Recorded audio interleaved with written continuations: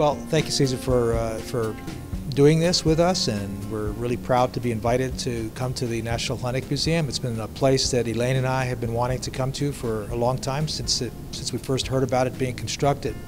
We're here to talk about a very exciting project that we have been involved in for at least 7 years.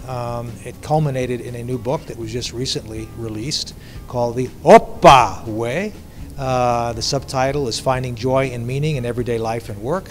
The book is really importantly, and this is a very important thing for us to say, it's the first Greek-inspired self-help book that's out there. So for us, it's very exciting that we've done this, particularly because of all the years that Greece has gone through so much challenge with the economic crisis and so forth.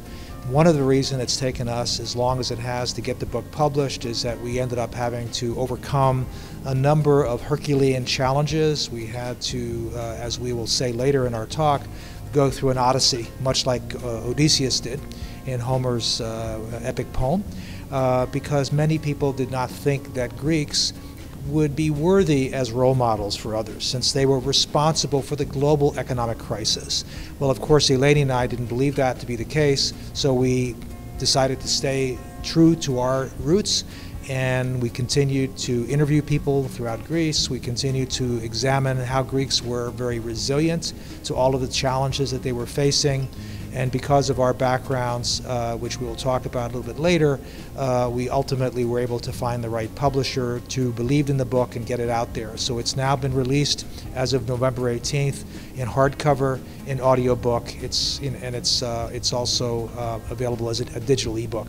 So we're very happy, we're very proud, we're very honored to be able to share something that's a positive thing about Greek culture, Greek history, Greek mythology, Greek philosophy, and get away from all the negativity that the mass media has spent so much time focusing on over these particularly the last 4 or 5 years. And just to build on what Alex says, in psychology there's a famous research that says for every negative comment you have to offset it with a positive comment. But for every negative, you'll need 8 or 9 positive comments to offset it. And so we realized over the last few years there was so much negative press for Greece, but not those 8 or 9 positive comments. So we really feel strongly that the Opal Way positions Greece in a more positive way, not just for Greeks so that they can be proud themselves, but especially for non-Greeks to learn more about the great things that Greece has to offer.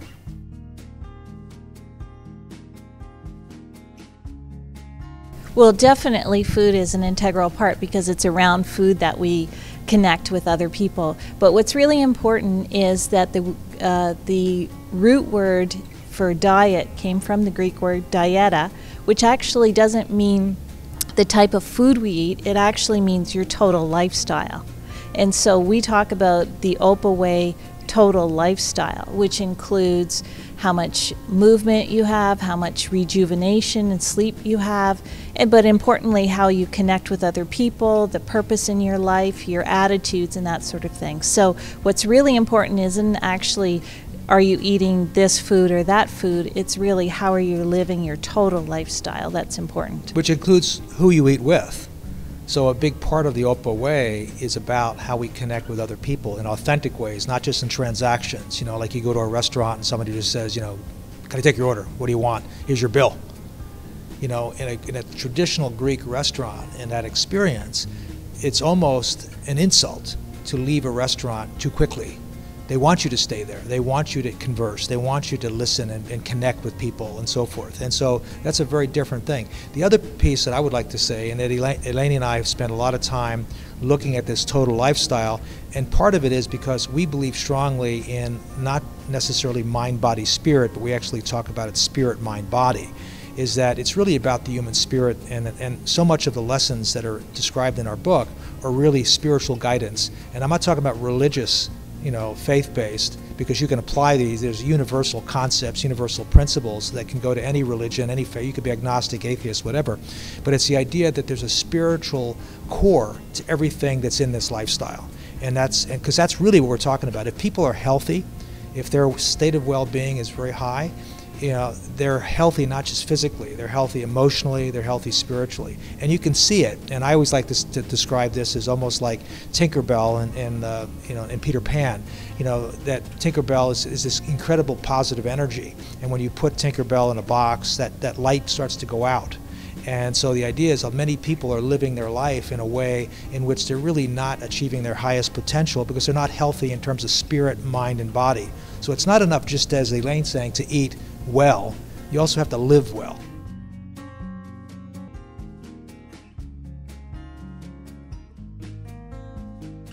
That's a very complicated but very important question. And I think one of the things Elaine and I, when we were walking through the museum, one of the things that we noticed is that museums are beautiful and they're great in terms of displaying artifacts of the past. But if we look at the root word of museum, again going back to the Greek, and if we look at what we're trying to do with this book, we really also want to be somewhat of a muse and help people move towards a more positive, meaningful future. So it's not just about reflecting on the past. So in a lot of respects, it's kind of like, if we think about film, it's kind of a back to the future approach to life. There are many things that the Greek culture offers in terms of simplicity, in terms of kind of getting rid of some of the clutter in our lives, which we have a lot of in North America, in Western society. We're so much cluttered, we're so much demand on our time that getting our time back in some respects is a very formidable challenge. So the Opal Way offers guidance. Now, is everybody going to do it totally, completely on day one? No. It's kind of like, having a New Year's resolution saying, I'm going to lose weight, I'm going to work out. But can you take baby steps to doing that? And I think that the book offers enough practical guidance in terms of pathways, in terms of practices that anybody can do in order to create their own little Greek Opal Way lifestyle and then build on that. But I think the key for us is, yes, if we have clients who really are saying, look, we're in such existential crisis, something's not working, we're actually literally dying in a lot of ways, because we see clients like that who, they're so depressed, they're so bored, they're so out of touch with who they really are that they come to us for guidance. Those kinds of folks we can work with in a larger way, but for everybody, they can at least take baby steps towards the Opal Way lifestyle that Elaine was describing. And if I could just add and build on what Alex has said, it's really important that we look at what are some of our issues in North America and in the U.S. And a lot of our issues are, a lot of people feel lonely. They're very busy, they're running around, they have a lot of activities, they might even work in a big company, but yet they don't feel they're connected to people. They feel that they move a lot, so they don't have really great friends, they're not connected to their family. So we look at those issues where people just don't feel that they belong. We look at issues where people don't know what their direction is and where they should be heading or where they feel that they should be dedicating their efforts and their talents. And then we look at all the stress that we have. So sometimes we have to say, yes, it's great to live in the U.S. with all this great, options that we have here, but at the same time, maybe the basics of life are missing. And so those are some of the lessons we learned while in Greece and traveling around the little villages, is that sometimes we have to go back to the basics of life and say, how are we connecting with other people? Do we really know ourselves, and how do we make our own decisions in our life if we don't really even know ourselves?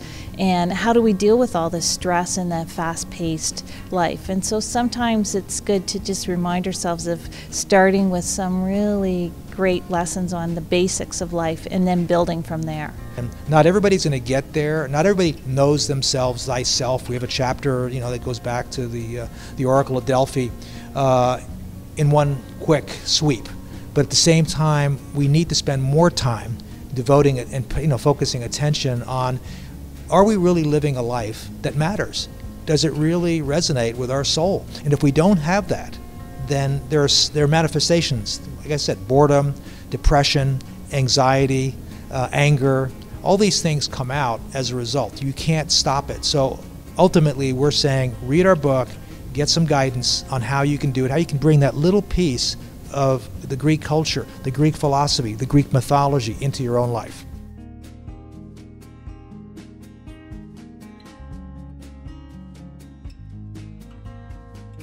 I think that the one thing that I would like, and the responses we've been getting so far, and it's kind of my preface to my 10 seconds, is that people are reading the book and they're finding an incredible amount of value in terms of increasing their awareness of the possibilities for their own life, in terms of bringing more joy and meaning to their life. So I would say that if there's anything, I would like to see the book be somewhat like the antidote to some of the negative things and the dark side messages that people are always hearing in the media and the press every day, on TV, you know, the reality TV shows and everything else. And so I would hope that by reading the book, they would learn how and have some guidance to practice living a more authentic life that brings their more full potential to light. Alex and I have been referred to as philosophers of meaning, and we're driving the meaning movement, and this book is really about finding deeper meaning in our life and work, and using a lot of the Greek philosophy, the Greek culture, and Greek mythology to do that. And so it's very unique in the marketplace and in the bookstores, because we're coming at the topic of meaning from the Greek culture point of view. Opa!